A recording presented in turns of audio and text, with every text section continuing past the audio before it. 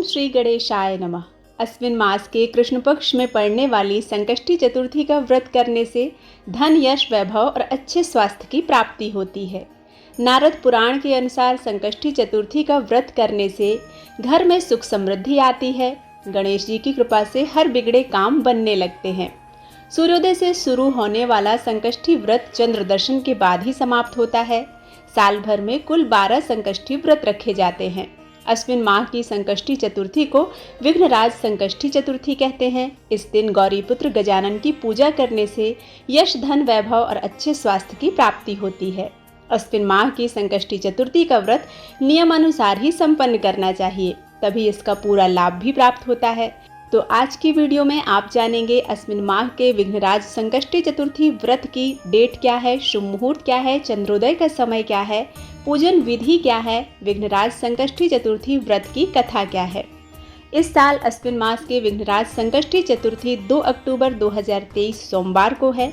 अपने नाम के अनुसार ही विघ्नराज संकष्टी चतुर्थी का व्रत करने से सारे विघ्न समाप्त होते हैं और जीवन में खुशियां और सौभाग्य प्राप्त होता है।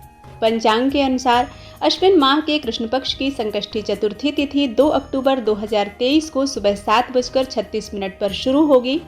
3 अक्टूबर 2023 को प्रातःकाल 6:11 पर समाप्त होगी। गणपति पूजा का समय होगा शाम 4:37 से रात के 7:37 तक। हर माह में 2 चतुर्थी आती हैं, एक संकष्टी चतुर्थी और दूसरी विनायक चतुर्थी। संकष्टी चतुर्थी पर चंद्रमा की पूजा जरूरी मानी जाती है। विनायक चतुर्थी पर चांद नहीं देखा जाता, लेकिन चंद्रमा को अर्घ दिया जाता है। इस साल अश्विन मास की विघ्नराज संकष्टी चतुर्थी का चांद रात 8:05 पर निकलेगा और इसी अवधि में हमें चंद्रमा को अर्घ प्रदान करना है। गणेश जी को शुभता का प्रतीक माना जाता है। इनकी आराधना करने से शुभ कार्य होते हैं, कार्यों में सफलता मिलती है। अश्विन मास में विघ्नराज संकष्टी चतुर्थी पर व्रत रखकर गणेश जी की पूजा करने से सुख समृद्धि का वास होता है। चतुर्थी व्रत के प्रभाव से हर बाधा दूर होती है और समस्त संकट टल जाते हैं। पितृपक्ष में इस दिन चतुर्थी तिथि का श्राद्ध भी किया जाता है। इस दिन प्रातःकाल ब्रह्म मुहूर्त में उठकर स्नान आदि करके स्वच्छ वस्त्र धारण करें। पूजा स्थल पर गंगा जल से पवित्रीकरण करें और उसके बाद दीपक प्रज्वलित करके विघ्नहर्ता गणेश जी के गणेश चतुर्थी व्रत का संकल्प लें। इसके बाद सूर्य को अर्घ दें, पितरों को अर्घ दें और तुलसी पूजन करें। गणेश जी की पूजा करते समय गणेश जी को दूर्वा दल अर्पित करें, बेलपत्र, समीपत्र अर्पित करें, रक्त कनेर पुष्प अर्पित करें, जनेऊ अर्पित करें।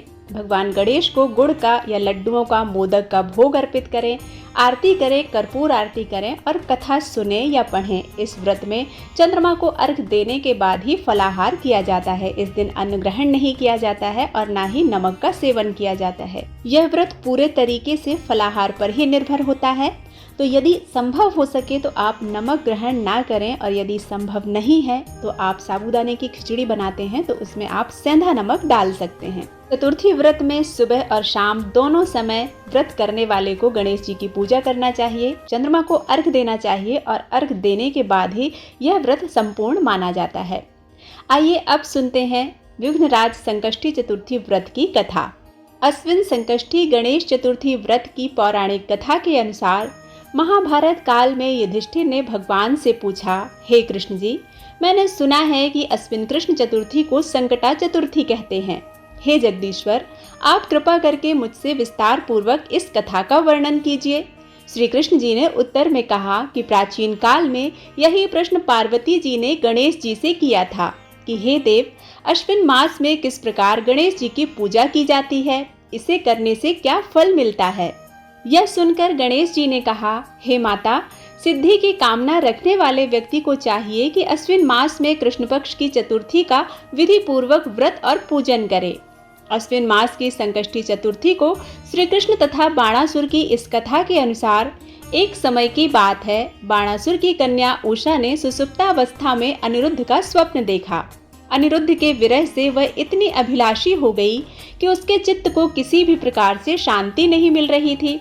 उसने अपनी सहेली चित्रलेखा से त्रिभुवन के संपूर्ण प्राणियों के चित्र बनवाए। जब चित्र में अनिरुद्ध को देखा तो कहा, मैंने इसी व्यक्ति को स्वप्न में देखा था, इसी के साथ मेरा पाणी ग्रहण भी हुआ था। हे सखी, यह व्यक्ति जहाँ कहीं भी मिल सके ढूंढ कर लाओ। अन्यथा इसके वियोग में मैं अपने प्राण छोड़ दूंगी। अपनी सखी की बात सुनकर चित्रलेखा अनेक स्थानों में खोज करती हुई द्वारकापुरी में आ पहुंची। चित्रलेखा राक्षसी माया जानती थी। उसने वहां अनिरुद्ध को पहचानकर उसका अपहरण कर लिया और रात्रि में पलंग सहित अनिरुद्ध को उठाकर वह गोधूली बेला में बाणासुर की नगरी में प्रविष्ट हुई। इधर प्रद्युम्न को पुत्र शोक के कारण असाध्य रोग से ग्रसित होना पड़ा।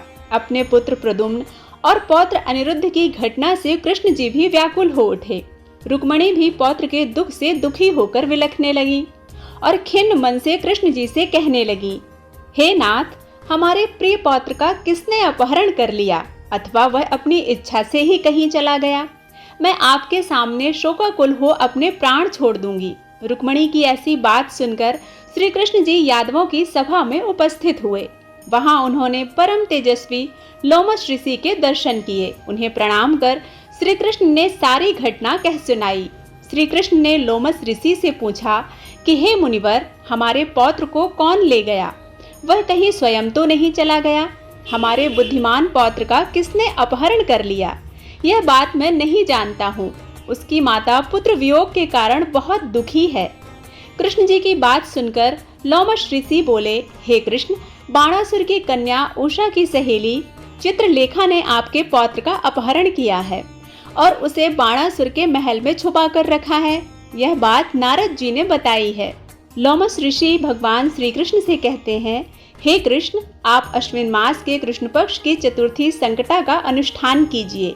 इस व्रत के करने से आपका पौत्र अवश्य ही आपके पास आ जाएगा। इस प्रकार से कहकर मुनिवर वन में चले गए।